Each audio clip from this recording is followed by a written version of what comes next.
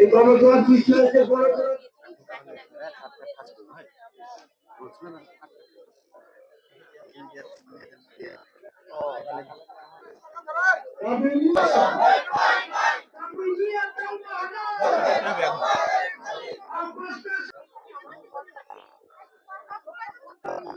বলেছে যে একটা উপজেলা যদি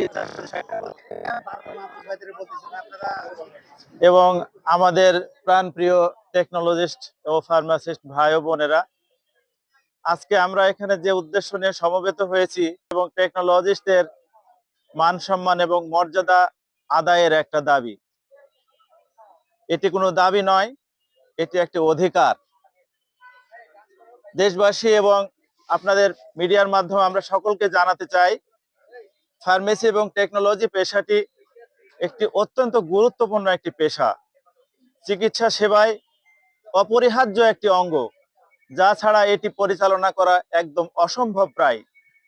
এ পেশায় যারা কাজ করেন তারা বিশেষায়িত একটা ডিপ্লোমা ডিগ্রি গ্রহণ করেন ফার্মেসি ব্যাকগ্রাউন্ড থেকে এসে, এবং ইতিমধ্যে আমরা দেখেছি, খেয়াল করেছি, বক্তারাও বলেছেন, সারা দেশে সকল ডিপ্লোমাদের দ্বিতীয় শ্রেণী এবং দশম গ্রেড পদমর্যাদা দেওয়া হয়েছে।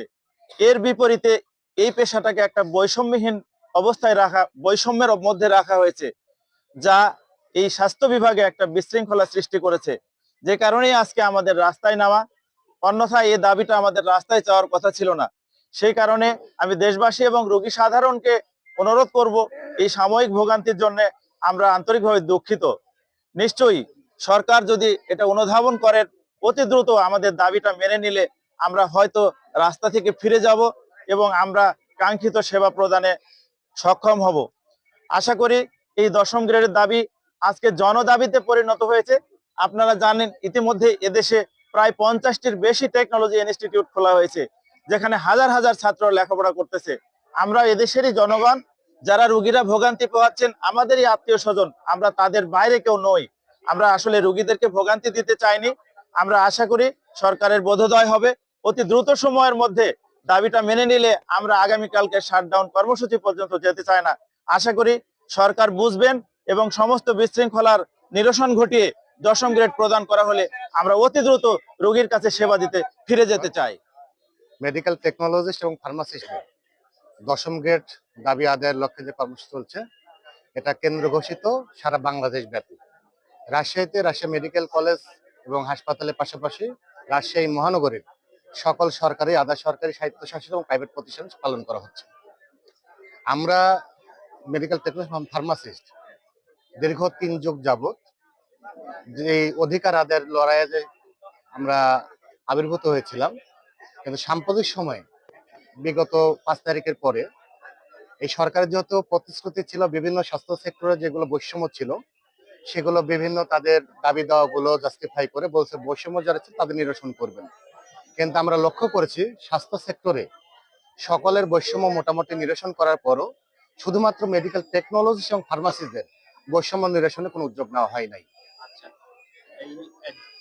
এই কর্মবিরতি চলাকালীন সময়ে জরুরি বিভাগ সীমিত আকারে জরুরি রোগীদের স্বাস্থ্যসেবা নিশ্চিত করবেন, কিন্তু বহির্বিভাগ এগুলো সরাসরি সকাল 8টা থেকে আজকে 12টা পর্যন্ত আমাদের যারা টেকনোলজি ফার্মাসিস্ট তারা কর্মবিরতি দিয়ে আমাদের প্রতি এখানে অবস্থান নিয়ে সময় সম্মতি জ্ঞাপন করছে।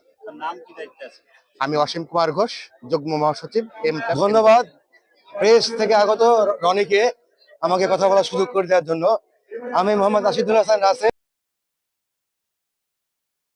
আসলে মানে এমন একটা আমাদের আর দাবি বলে কোনো কিছু, বিষয়টা হচ্ছে যে বাংলাদেশের বাস্তবায়ন পেয়েছে তারা, কিন্তু মোহাম্মদ শরীফুল ইসলাম, বৈষম্য বিরোধী মেডিকেল টেকনোলজিস্ট এবং ফার্মাসিস্ট পরিষদ রাজশাহীর সভাপতি। মেডিকেল টেকনোলজিস্ট এবং ফার্মাসিস্ট দশম গ্রেড বাস্তবায়ন পরিষদ বিগত প্রায় 30 বছর যাবৎ আন্দোলন করে আসছে এবং বিগত কয়েক সপ্তাহ যাবৎ চূড়ান্ত আন্দোলনের কর্মসূচি